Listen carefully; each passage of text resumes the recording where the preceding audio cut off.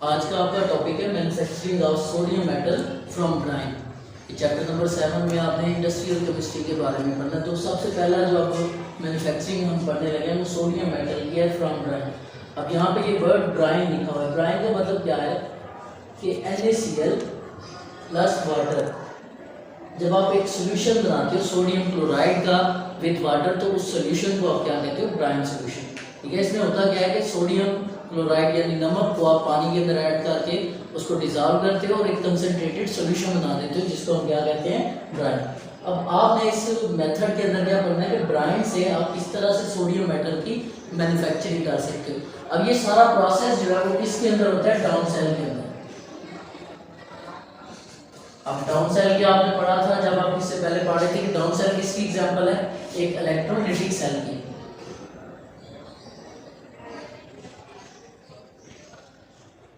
Down cell एक electrolytic cell है। Electrolytic cell कौन से होते हैं? ऐसे सेल्स जिनके अंदर नॉन स्पॉन्टेनियस रिएक्शंस होते हैं। नॉन स्पॉन्टेनियस मींस ऐसे रिएक्शन जो खुद ब खुद नहीं होते, बल्कि उनके लिए कोई ना कोई आपको बाहर से एजेंट इस्तेमाल करना पड़ता है। जैसे आप इलेक्ट्रिसिटी की हेल्प ले सकते हो, कैटलिस्ट यूज़ कर सकते हो, या फिर आप टेम्परेचर को इंक्रीज करके या हीट को यूज़ करके आप उसको रिएक्शन को करवा सकते हो। तो ऐसे रिएक्शंस को आप क्या कहते हैं? Non spontaneous. Non spontaneous reactions किसमें होते हैं? इलेक्ट्रोलाइटिक सेल्स के अंदर। उसकी एक एग्जांपल है डाउन सेल, जिसके अंदर आज हमने पढ़ना है कि किस तरह से आप मैन्युफैक्चरिंग कर सकते हो सोडियम मेटल की ब्राइन के थ्रू। अब इसकी कंस्ट्रक्शन क्या होगी? उस डाउन सेल की कंस्ट्रक्शन क्या है, किस तरह से वो बना हुआ है? तो सबसे पहले हम डायग्राम बना लेते हैं उस डाउन सेल की।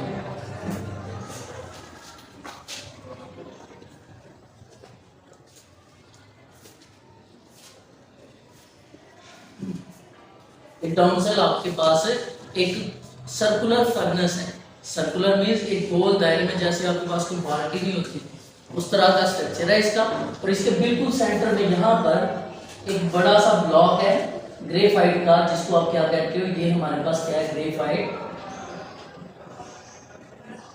एनोड। आपको बताया था कि इलेक्ट्रोलाइटिक सेल का जो एनोड होता है उसके ऊपर कौन सा चार्ज होता है?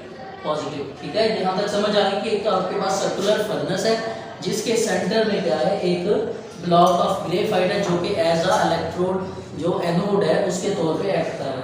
उसके बाद इसकी साइड में क्या होते हैं? जो कैथोड है आपका वो बना हुआ है आपका आयरन से।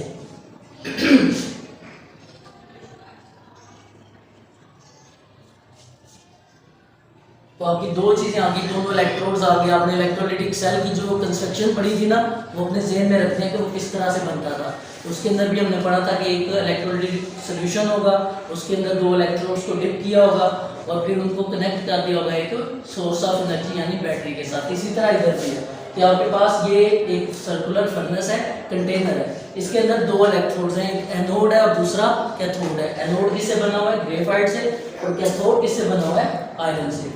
यहाँ तक समझ आ गई। अब इन दोनों को एक दूसरे से अटैच नहीं होने देना। ये ना हो कि हमारा कैथोड जो है वो एनोड के साथ अटैच होता हो। तो इसको कंट्रोल करने के लिए हम दोनों ने इन दोनों के दरमियान स्टील गॉज इस्तेमाल करना है, जो इन दोनों को एक दूसरे से सेपरेट रखेगा।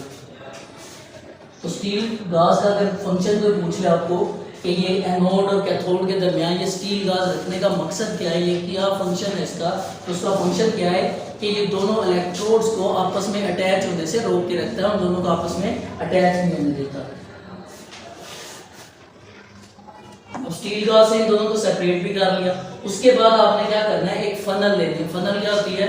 जो वो किसी बॉटल के अंदर पेट्रोल वगैरह डालने के लिए इस्तेमाल होती है, उसको आप फनल कहते हो। कुछ इस तरह से उसका स्ट्रक्चर होता है।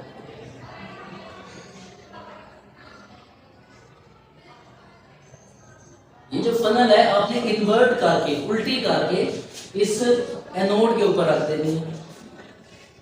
यहाँ पे आपने क्या करना है? उस फनल को इन्वर्टेड करके इस एनोड के ऊपर लगा देना, इस तरह से।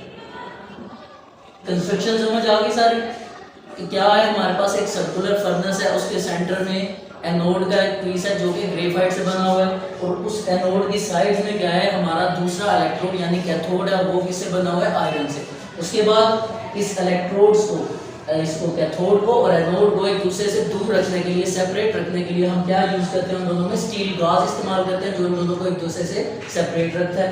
फिर हमने एक फनल लेंगे, उसको इन्वर्ट करके इस एनोड के ऊपर लगा देंगे।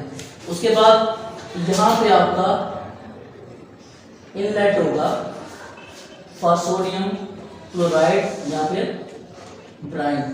आपका ब्राइन सोल्यूशन आप इधर से ऐड करोगे। अब जब आप ब्राइन ऐड करोगे तो ये सारा का सारा जो है इसके साथ फिल हो जाएगा।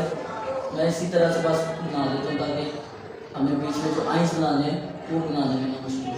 तो ये आपका सारा का सारा सोल्यूशन किससे फिल हो गया, सारा का सारा जो फर्नेस है वो फिल हो गया आपका ब्राइन के साथ। अब उसके बाद जैसे ही इनको सोर्स मिलेगा एनर्जी का कोई, जैसे आप बैटरी ऑन करोगे तो यहाँ पे क्या होगी, इलेक्ट्रोलाइसिस ऑफ NaCl। इसका प्रिंसिपल भी यही है मैन्युफैक्चरिंग ऑफ सोडियम मेटल का, कि किसके थ्रू बनता है, इलेक्ट्रोलाइसिस ऑफ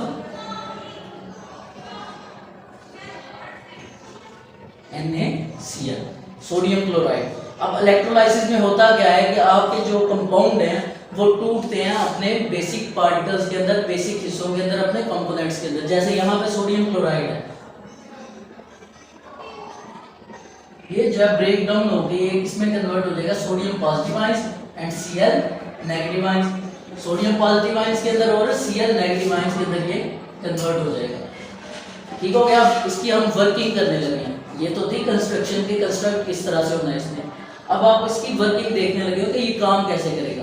अब जैसे ही आपने वो बैटरी ऑन की तो यहाँ पे क्या होगा, electrolysis of NaCl, sodium chloride का इलेक्ट्रोलाइसिस होगा जिसके नतीजे में आयंस प्रोड्यूस होंगे। कौन से, सोडियम पॉजिटिव और Cl नेगेटिव। मींस वो यहाँ पे हम लिख देते हैं कि Na पॉजिटिव आयंस प्रोड्यूस हो रहे हैं और Cl नेगेटिव आयंस प्रोड्यूस हो रहे हैं। पूरे के पूरे सोल्यूशन के अंदर वो फैल जाएंगे, Na positive and Cl negative ions. ये सारे के सारे जो Na पॉजिटिव और Cl नेगेटिव आयंस हैं, अब इनके ऊपर क्योंकि चार्ज है तो ये अपने रिस्पेक्टिव इलेक्ट्रोड्स की तरफ मूव करना स्टार्ट कर देंगे। अब जिनके ऊपर तो होगा पॉजिटिव चार्ज वो किस इलेक्ट्रोड की तरफ जाएंगे, नेगेटिव इलेक्ट्रोड की तरफ, जो यहाँ पे कौन है, कैथोड। और दूसरी तरफ जो नेगेटिव चार्जेस होंगे वो किसकी तरफ मूव करेंगे, पॉजिटिव इलेक्ट्रोड, जो यहाँ पे कौन है, एनोड।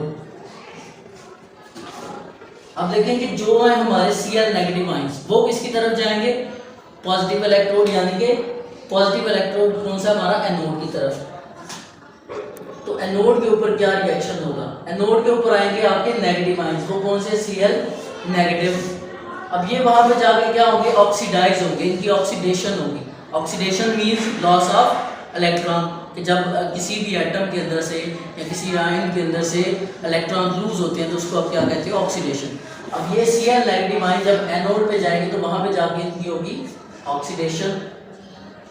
ऑक्सीडेशन के नतीजे में ये कन्वर्ट हो जाएगी Cl2 गैस के अंदर, ठीक है, प्लस इलेक्ट्रॉन्स। ये आपके जो नेगेटिव आयंस हैं जैसे ही वो एनोड पे पहुंचेंगे वहां पे जाके उनकी क्या होगी, ऑक्सीडेशन, और वो कन्वर्ट हो जाएंगे इनटू क्लोरीन गैस। ये जो क्लोरीन गैस है जो यहाँ पे प्रोड्यूस होगी वो सारी की सारी क्लोरीन गैस इस इन्वर्टेड फनल के थ्रू यहाँ से बाहर आप किसी कंटेनर के अंदर कलेक्ट कर सकते हो। इस इन्वर्टेड फनल का फंक्शन भी अब आपको समझ आ गया कि ये क्यों रखी थी ऐसे, ताकि हम क्लोरीन गैस को यहाँ से सेपरेट करके कलेक्ट कर सके।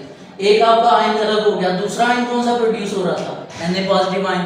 अब Na पॉजिटिव आयन किसकी तरफ जाएंगे, कैथोड की तरफ, क्योंकि कैथोड के ऊपर कौन सा चार्ज है, नेगेटिव। और कैथोड के ऊपर क्या होती है, ऑक्सीडेशन या रिडक्शन। अब इसके ऊपर कैथोड के ऊपर जाके इन आयंस की क्या होगी, रिडक्शन होगी। Reduction means gain of electron. अब सोडियम मेटल क्या करेगा, वहां पे जाके इलेक्ट्रॉन्स को गेन करेगा और कन्वर्ट हो जाएगा into sodium metal. Sodium positive ion जब कैथोड पे पहुंचेंगे, मतलब यहाँ पे मूव करेंगे, Cl नेगेटिव इधर मूव करेंगे, सोडियम पॉजिटिव आयन जैसे ही कैथोड के ऊपर जाके अटैच होंगे वहां पे जाके उनकी रिडक्शन होगी और रिडक्शन के नतीजे में वो कन्वर्ट हो जाएंगे इनटू सोडियम मेटल। अब क्योंकि ये मोल्टन फॉर्म में है, मेल्टेड फॉर्म में है, तो इनको एक साइड ट्यूब के जरिए से यहाँ से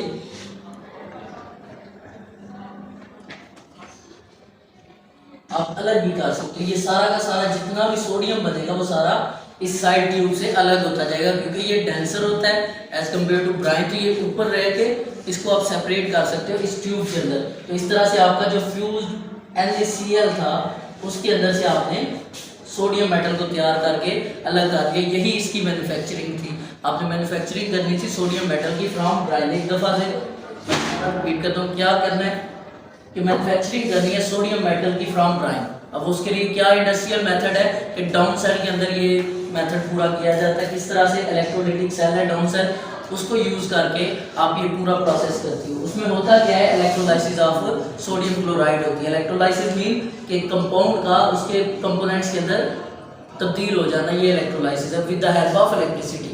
अब यहाँ पे आपके पास कंस्ट्रक्शन थी उसकी इलेक्ट्रोलाइटिक सेल यानी डाउन सेल की, कि आपके पास एक सर्कुलर फर्नेस है, उसके सेंटर में एनोड है जो कि किससे बना हुआ है, ग्रेफाइट से। उसके साइड में हमने उसको कवर कर दिया हुआ है आयरन कैथोड के साथ, और फिर उन दोनों को सेपरेशन के लिए हमने बीच में स्टील गाज यूज़ किया। स्टील गाज यूज़ करने के बाद ये जो आपका वो है एनोड है उसको ऊपर से कवर कर दिया एक इन्वर्टेड फनल के साथ। फिर जैसे यहाँ पे ब्राइन सोल्यूशन फिल किया और बैटरी को ऑन किया तो उसकी आयनाइजेशन होगी। आयनाइजेशन के नतीजे में सोडियम पॉजिटिव आयंस और Cl नेगेटिव आयंस प्रोड्यूस हुए। सोडियम पॉजिटिव आयंस चले गए कैथोड की तरफ और Cl नेगेटिव चले गए एनोड की तरफ। Cl नेगेटिव आयंस जब एनोड पर आए तो उनकी क्या हुई, ऑक्सीडेशन, और वो वहाँ से क्लोरीन गैस की शक्ल में बाहर खारिज हो गई। आप इसको कलेक्ट भी कर सकते हो। दूसरी तरफ जो सोडियम था, सोडियम पॉजिटिव आयन, वो गए कैथोड के ऊपर और वहाँ पे जाके उनकी रिडक्शन हुई, और रिडक्शन के नतीजे में वो कन्वर्ट हो गए टू सोडियम मेटल, और उसको आपने सेपरेट अलहदा से किसी ट्यूब में कलेक्ट कर लिया। इतना सा आपका टॉपिक था, अब बाकी कल पढ़ेंगे।